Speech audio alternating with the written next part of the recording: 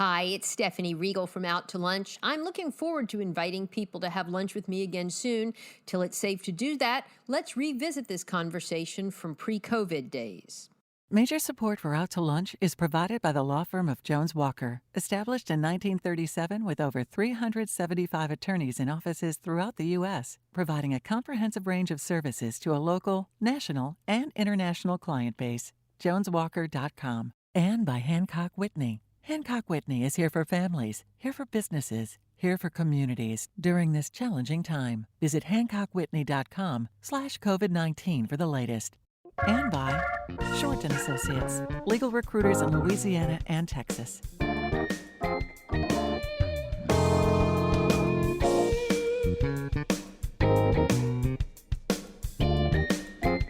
From Mansers on the Boulevard in Baton Rouge, we're out to lunch with editor of the Baton Rouge Business Report, Stephanie Regal. It's business Baton Rouge style. Hi, I'm Stephanie Regal. Welcome to Out to Lunch. We talk a lot about business on this show and what it takes to be successful in the workplace. Today, we're going to focus on an aspect of business that typically doesn't get so much attention, but one that is critically important for so many reasons, and that would be ethics in business. How do you do the right thing when it might not make your company the most competitive or efficient? How do you choose between what's good for your shareholders and what's good for your soul? And what happens when your company or your boss asks you to cross a line for the sake of the bottom line? And once you cross it, can you ever go back? Joining me today is an expert in this arena. He is Aaron Beam, a former corporate executive turned felon who now travels around the country lecturing on ethics in business. It's a topic Aaron knows well. In the late 1990s, he participated in a $2 billion securities fraud scandal at Health South, the extremely successful Fortune 500 company that he had co-founded in the 1980s and helped lead as its chief financial officer. When the fraud was discovered, Aaron turned himself into the feds and later was sentenced to 3 months in prison, during which time he had an opportunity to reflect on what he had done. In the years since, he has taken those lessons learned and now tries to help others avoid making the same mistake. Aaron, it's a fascinating story. Your books and speeches on this topic are riveting. Thanks for being here today and joining us on Out to Lunch. Well, this is great. I just can't wait to dive into this food. It looks wonderful. The food is good. And joining me at the table with Aaron is Tom Ryan, a professor of theology and ministry at Loyola University in New Orleans and director of the school's Institute for Ministry, which has an extension program here in Baton Rouge. Tom is an expert on the Catholic Church and its teachings and has been nationally recognized for his research on the history of biblical interpretation, the history of spirituality and faith, and popular culture. He also speaks regularly on Pope Francis, who recently published a document on the call to holiness in today's world. And in that document, the Pope makes a special point about the call to holiness in business and the marketplace. Tom, it's a message I think a lot of people need to hear, and I think we'll have a lot of interesting things to discuss with Aaron. So thank you for being here today. It's good to be here. Aaron, I want to start with you. For those who don't know your story, Health South was the first a national chain of orthopedic hospitals and outpatient centers, and by the 1990s, it was one of the country's largest owner and operator of inpatient rehabilitative hospitals with a market value at one point of, I think, $12 billion, or so everyone thought. But in reality, Health South was perpetrating an accounting fraud, and you were part of it. What happened? Well, the fraud actually started on my watch. I guess the word greed, you can't not talk about unethical business behavior and not address the fact that it's many times motivated by greed. My boss, Richard Scrushy, totally controlled his board of directors. He gave himself millions of options, and he openly told the local television station that it was his goal to become a billionaire. Okay. And he would meet with the stock analysts every year and ask them, what do we need to do? What do we need to earn for you to keep a strong buy on our stock? And they would tell him, and he would always say, we can do that. It wasn't a problem the first 2, 3, 4 years, but down the road, it became very difficult to deliver what he was promising. The company did not get into financial trouble. He just simply overpromised what we could achieve. And when we couldn't achieve it, it was like, you guys fix the numbers. And so it started out little by little. Little by little, helping the numbers out. Why did I do it? Other than just being stupid, I was intimidated by Richard. He was a very forceful kind of guy, very intimidating. The company had become almost a cult type environment. And when the day came that he asked us to actually cook the books, I didn't have the courage to stand up and say no. Was there like a single moment or hour in that day where you said, this is a deciding moment? Oh, yeah. I'm crossing a line. It was the second quarter of 1996. We had missed our numbers pretty badly, and it was the first time he actually asked us to phony up the numbers. In the past, he had asked us to make accounting changes that were gray areas, and I could live with it. But in the summer of 96, my controller and I just said, we can't do anything else to the numbers. We got to report numbers below the street expectations. And he said no. Before I bring Tom into the conversation, were you worried at that point about getting caught? You know, in the moment that you do it, you really don't let that enter your mind. And I've studied a lot about this kind of things. And when people commit crimes like this, they don't really think about the consequences. Somebody texting while they're driving, don't think, I'm going to kill somebody. You know. You're not really equating texting while driving with no, cooking the books of a $12 billion company? It's the same kind of mentality that you don't let yourself think that you're going to get caught. Yeah. It's absurd as that sounds, you do that. No. Good point. Well, Tom, you've spent your life researching and teaching on Catholic theology. Pope Francis recently issued a paper, technically an apostolic exhortation called On the Call to Holiness in Today's World. And among other things, it does talk about ethics in business and the marketplace. Tell us a little bit about what the Pope says about that and maybe how this relates to some of Aaron's experiences. Well, I mean, one of the interesting things he says in general is people do make mistakes, and he recognizes, failures and mistakes in his own life, and encourages people to, that change and turn around is possible. So So he encourages people on those lines. That makes us all feel good. And I think that's part of his. He's a Jesuit, so his Jesuit spirituality is recognizing that. But the other thing is, I think people take the word holiness and say, that's for them, not for me. That's for religious professionals, spiritual professionals. And I think Pope Francis wanted to say, well, we're all called to this in some way. And maybe not to be heroes of holiness, but to live holiness in little ways, in relationships with our family, with our friends, in our work. So, so I think that's his ideas. He wanted to bring holiness down to the everyday and get people to think about that and its implications in people's everyday life. And how do we get that message out to people, particularly in the business community, where, as you say, they're not thinking, you might have better luck in an educational environment, for instance, in a school, but how do you get people in the business community to think more about this? You hire me as a speaker. Well, and what I would say is you would come take our program at Loyola. We offer a focus area, what we call marketplace ministry, so that gets people to think about their work in the world as a ministry. Yeah. So a lot of things are changing because of Enron, HealthSouth, WorldCom, the subprime debacle. Every major company now has a compliance officer. They typically at company meetings talk about ethics, something they didn't do in the past. And I think things are changing. Every company has a hotline where a whistleblower can be protected. So I think a lot of things are changing. And yet, ironically, I mean, it seems like there's more corruption at the highest levels of our government and all of these businesses that are connected to the current administration than we've ever seen, maybe since Warren Harding, maybe worse. You make a good point, and sometimes I get a little discouraged that what I'm doing is for naught, but you can't give up. You got to keep trying. 50 years ago, not everybody, but most people smoked. And it took a long time of pounding on people that it causes cancer and emphysema, that today, there are no ashtrays on this table. There's nobody smoking in here. So you can turn things around, but you have to work at it. Yeah, and I think the whole smoking thing is just a tremendous example of how you really can change whole attitudes. How do you make the case that ethics in business matter, not just for the moral reasons, but how do you make a practical case that doing the right thing is not only good for your soul, but for your company? Well, I think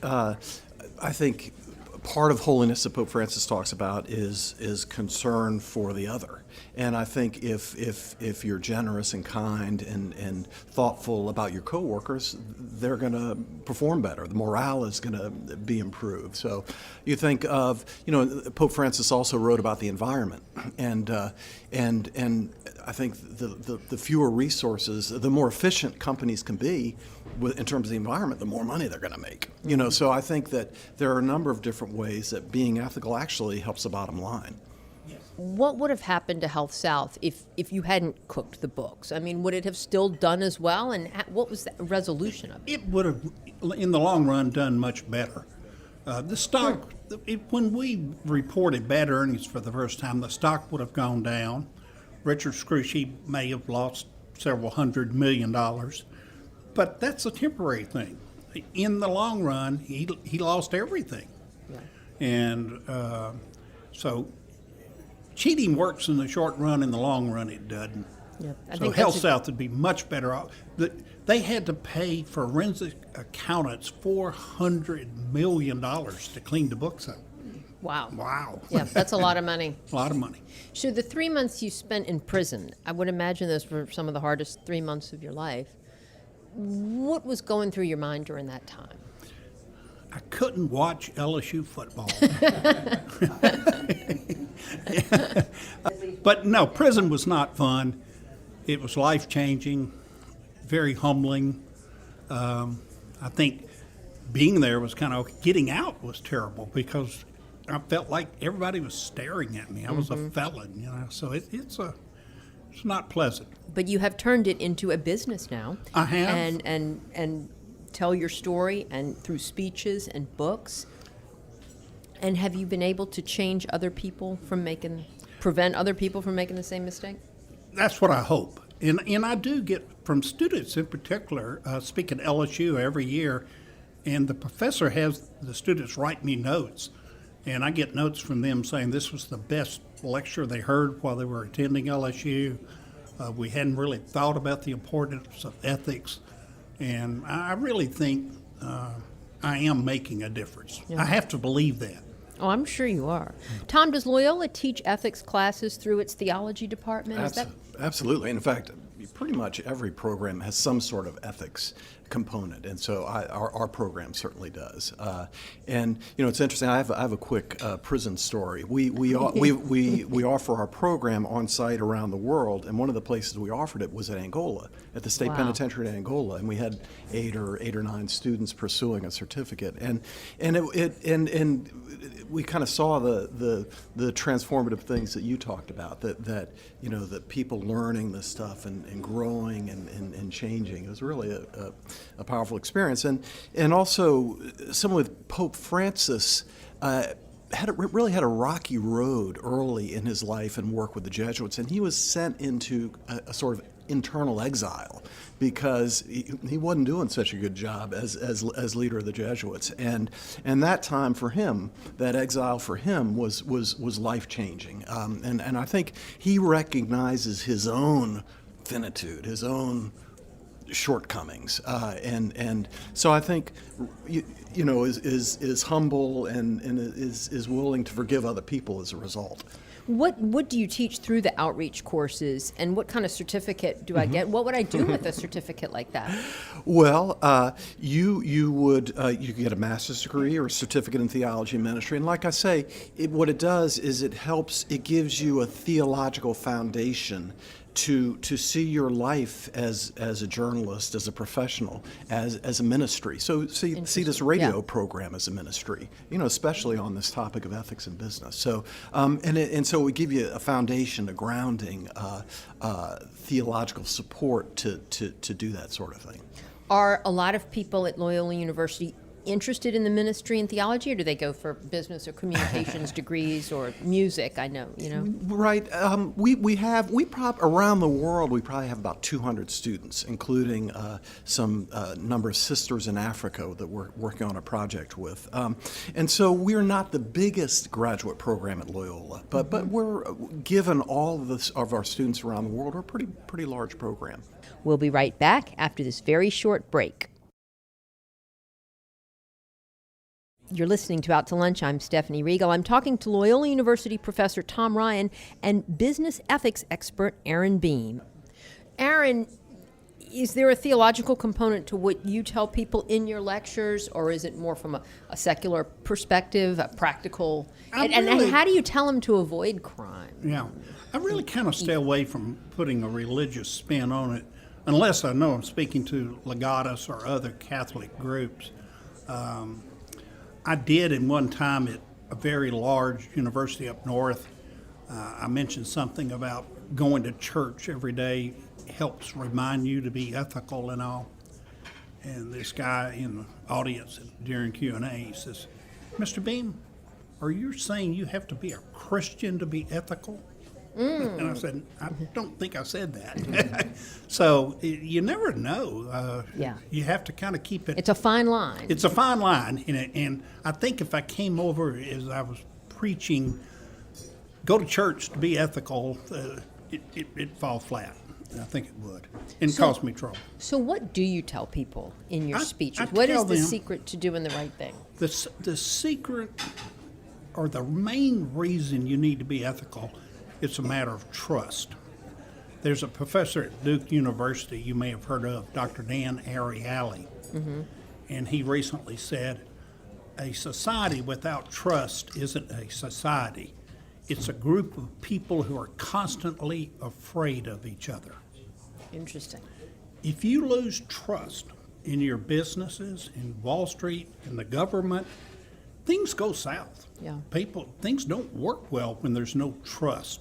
So I emphasize that. And I emphasize that it takes courage to be ethical. My big downfall is I did not have the courage to stand up and be ethical. And you have to work at it. You really do. So. Were most of the people in your field, did you feel like they were driven solely by money, or were they more purpose-driven? Did they care about the mission of healthcare, or was it all about just the big deal and getting rich? The in the trenches nurses and therapists, they really were more interested in the patients. We, unfortunately, that was part of our problem. We were a little too interested in making money. And that was a problem with the company. I'm sure that's so common. Oh, yeah, that's so common in corporate America. Tom, how did you get interested in your calling in theology and ministry? Was that what you wanted to be when you grew up, when you were little? I studied when I was in college, I studied in Europe for a year, and that was such an eye-opening experience to be in another culture and to get another way of looking at things. And I took a theology class over there, and it just was so mind-opening. And then I lived at a place after I graduated from college called the Catholic Worker, which is a very important organization founded by Dorothy Day in the 1930s, and she tried to put together faith and action. And so I've always been interested in the connection between faith and action. And in fact, I'm attracted to the Jesuits and teaching at Loyola, Jesuit University, because Jesuits are often called contemplatives in action. So putting together action and contemplation and having action kind of be a result of, or one of the fruits of contemplation. So I'm really interested in that faith and its implications. And we in our program our approach is what we call practical theology. So we don't want what people study to stay in their head, but to put their lives in conversation with what they're studying. So that there's that practical approach. And so, I was thinking earlier we were talking about how do are we trying to encourage people to be religious? Well, I think Pope Francis and is interested in people's lives changing, and if that involves talking to them in a religious language, that's fine. But I think he's more interested. I mean, in some ways, interested in lives being changed, and so he can talk to people and wants to be in conversation with people from different religions, people of no religious background at all. And so I think that's a good approach to things. And one of you were saying also earlier about you were talking about fear of and that's one of the things that Pope Francis talks about the most is not being afraid, not being driven by fear, but being driven by kind of passion and boldness. And he is, I mean, to so many, such a wonderful leader, and yet not somewhat controversial in the Catholic Church. I mean, in fact, because he has come out in front on things that so many who would rather turn the church back, just like people who would like to turn back the clock in this country. Well, I think what James Joyce said about the Catholic Church, here comes everyone, and it's a big tent, and there are a lot of different people under the tent, so anybody's going to be controversial who takes a stand in a position in the Catholic Church. So I'm not surprised by that. But at least he's welcoming. He's welcoming, he's welcoming, and Jesus was controversial. He annoyed some people. But he is, and I think that the welcome to me is what is most encouraging. And the other thing I like so much about him is his smile. Yeah. You see pictures, and I think if you can smile, if you can be joyful, that transforms the people around you, and it can make for a better business environment or a better work environment. So. Well, speaking of a business environment, Aaron, what do you see in the future of healthcare right now? I mean, so much change, and so different than when you got into Health South 30-something years ago. I'm not real optimistic because I'm afraid to a large extent insurance companies now are the driving force of healthcare. They make for changes and things. And as I talk to even my general practitioner, doctor, I can tell he's frustrated. Yeah. Because he makes decisions based on what the insurance companies will pay for. And I think that trend somehow has to be turned around because I want my doctor making my decisions, not my insurance company. Are healthcare companies making ethical decisions? I mean, going back to the whole ethics in business thing, if they're only concerned about the bottom line, maybe they're not cooking the books, but they're shortchanging their patients, which is almost as bad, if not worse, maybe. When I first went to work for a for-profit hospital company, I was like, this is great. For-profit is better than not-for-profit. Not-for-profits, they're bureaucrats, they're not efficient. Making a profit is how you become efficient. But the history, it shows that for-profit healthcare companies have been riddled with fraud. Mm-hmm. Yeah, and absolutely. there's a lot of reasons for that, but I'm afraid to some extent, if today you told me you're really, really sick and you need to go to a hospital, I think I'd rather go for a not-for-profit hospital. Oh, I certainly would. Yeah.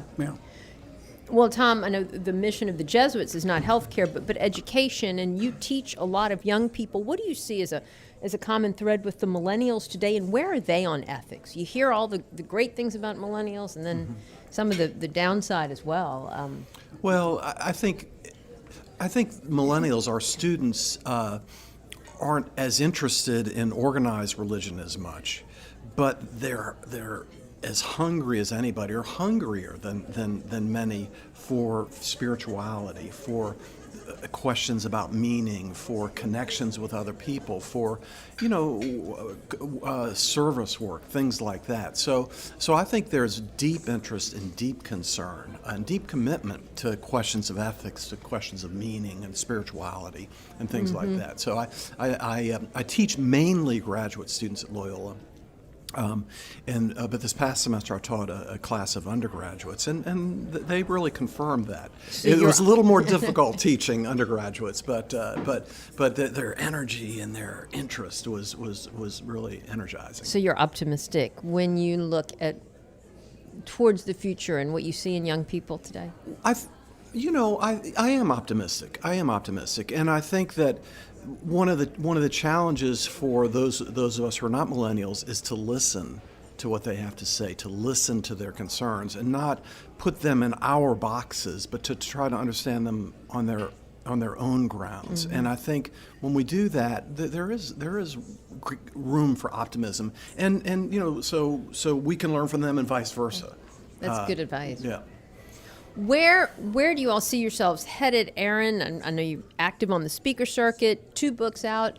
What do you see yourself doing for the next 5 to 10 years? Do you have another book in the works? And I thought about writing a book about the opioid crisis because I saw that there's a lot of parallels with large corporate frauds and the opioid crisis because there's so many people that can be blamed, the doctors, the insurance companies, what have you, the addicts themselves.